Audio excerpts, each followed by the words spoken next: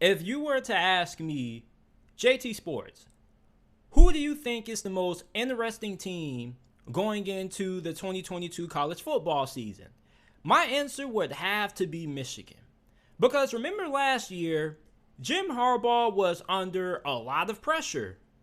And then Michigan, out of nowhere, not only do they defeat their arch rival Ohio State, but they win the Big Ten championship, and they appear in the college football playoffs for the first time ever in program history.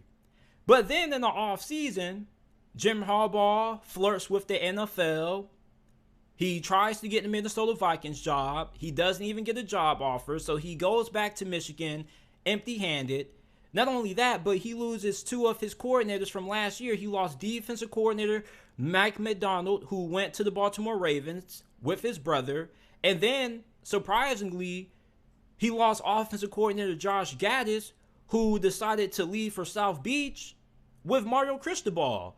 So not only do you have questions about how good the play calling is going to be on both sides, but also, where is Michigan football as a program? What direction are they heading? Was last year just a one-off year where they just caught fire and everything just happened to line up properly for them to have the kind of season that they did? Are they going to crash back down to reality this season? Or are they going to be able to pick up from where they left off at? You also lost a good amount of talent on the defensive side of the football. You lost your two-star pass rushers and Aidan Hutchinson and David Ojabo to the NFL draft. Then you also lost defensive back Daxton Hill. So there are a good amount of questions for Michigan going into the season. And most of these questions aren't going to be answered until the college football season kicks off. However, for those of you guys who are pundits of Michigan and believe that last year was just a coincidence, Vegas is pretty high on the Wolverines. Vegas has them at 9.5 wins going into this year.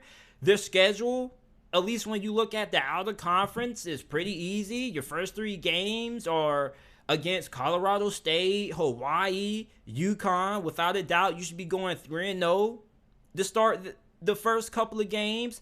Then you enter conference play against Maryland, Iowa, on the road in Iowa. Iowa is a team that we don't know how good their offense is going to be. Their offense was really bad last year. However, their defense should still be really good. Maryland, I think they could be a little bit of a sleeper team, even though I do love Michigan to win that game there. So pretty much you should be able to go 5-0. Then you go on the road to Indiana, back-to-back road games. That should also be another winnable game. So you have the opportunity of being able to go into that Penn State game at 6-0. And then that's where Michigan starts to get into the meat and potatoes of their schedule, okay? You got Penn State, then you play Michigan State off a bye, and then you play Rutgers, and then you have Nebraska, Illinois, and then you go on the road to Ohio State to close out the season. So for Michigan, I definitely think that 9 wins definitely is fair expectations for them. Even though some people may say 8, I definitely view them as a 9-win football program at the moment. You look on the offensive side of the ball, right?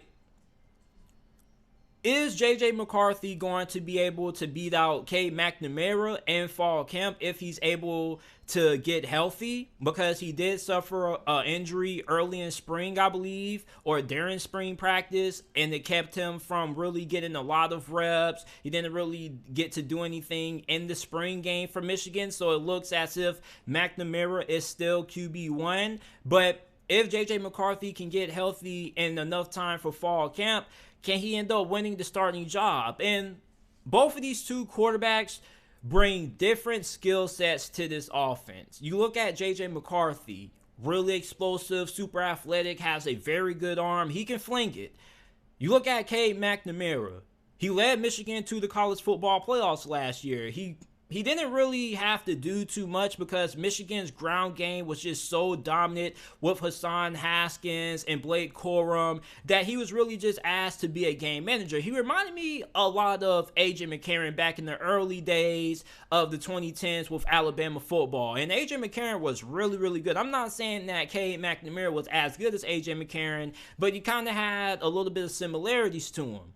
But you look at JJ McCarthy, he just brings a different dynamic to your offense with his athleticism and what he can do when it comes to extending plays and making things happen when things break down. So if I had to pick who I would want to be my starting quarterback, I would roll with JJ McCarthy just because I'm somebody who kind of likes to swing for the upside. But either one of these guys are really good options for Michigan. This is a really good situation to be in. Anytime that you have two solid quarterbacks that give you really good chances to win, you have the opportunity to choose in between one of them to lead you going into this season.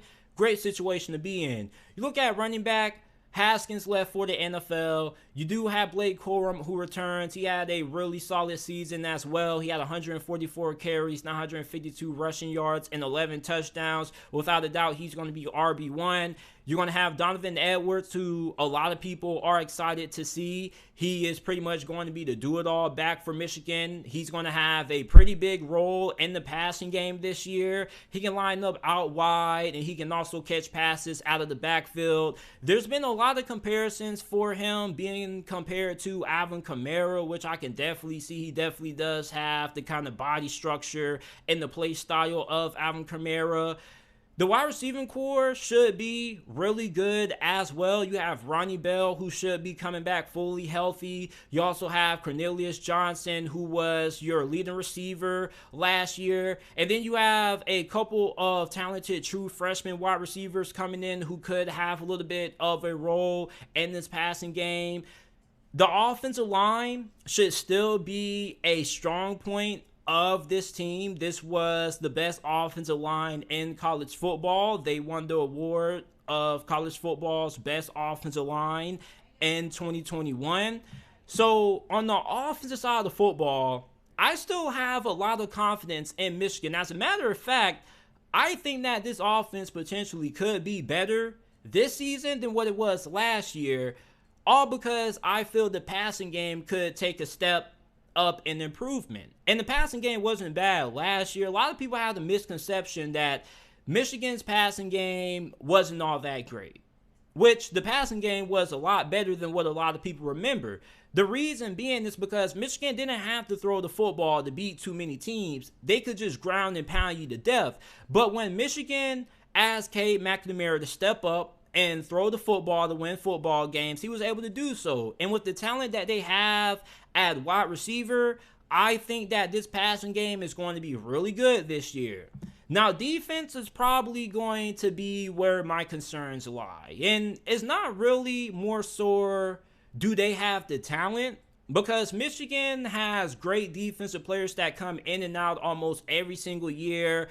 You look at Rashawn Gary, you think about Jabril Peppers from years ago. So even though Aidan Hutchinson and David Ojabo, Daxton Hill are very big losses, I have a lot of confidence in this staff being able to replace those guys. The defensive line looks really good. Mozzie Smith, Chris Jenkins. You have linebacker Junior Colson there. DJ Turner is a cornerback who I love a lot. I think he can end up being one of the best cornerbacks in the Big Ten this year.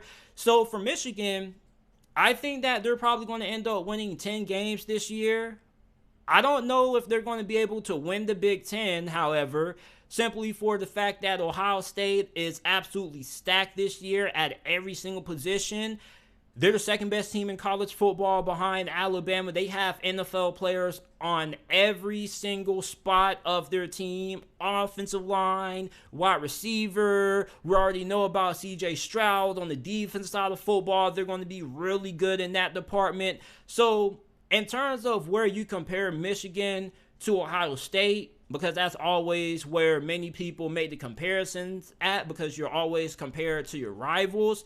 Ohio State, I just feel, has so much talent compared to Michigan this year that I can't see Michigan beating Ohio State for a second consecutive year in a row. I'm not saying that Ohio State is going to blow them out, but I do think that Ohio State is going to be able to beat Michigan this year, and I think they're going to do it by a pretty comfortable margin. So, however, I still think that this is a program that should still be able to win 9, 10 games. I'm not going no lower than 9. I would be really surprised if they win 8 games or 9 games or less this year. This is still a football team that has a lot of talent on both sides of the football. I definitely could see the possibility where they could win the Big Ten this year. But if you were asking me to bet $1,000 right now on who my pick would be to win, it would be Ohio State. So let me know how good you guys think Michigan football will be this upcoming college football season. There's a lot of questions about this team going in, but I still think that Jim Harbaugh is going to be focused. A lot of people are questioning, does he really have all his attention on this season, or is he still looking for trying to make the leap to the NFL? I think for Jim Harbaugh, the reason why I think he's still going to be really good this year as a head coach is because I think he's going to be highly motivated. He was feeling himself. He's coming off the best season that he's ever had with Michigan. He thought he was going to be able to get an NFL job. He got rejected. It's kind of like when you meet a girl, you ask for a number, and she doesn't give it to you. It's kind of the situation he was in with Minnesota. So I think that Jim Harbaugh is coming into this season with an edge and something to prove. And I think the whole team is going to have that edge as well, because the goal isn't just to win the Big Ten championship. The goal is to compete for a national championship. So for everybody that's saying Michigan's kind of going to be walking around with big heads, not really, because yes, Big Ten championships are nice, but the overall goal that over 130 FBS teams have every single season is to win a national championship. Therefore, Michigan didn't accomplish that, so they still have something to work for. So let me know how you guys feel about the Wolverines going into the upcoming college football season down in the comment section down below.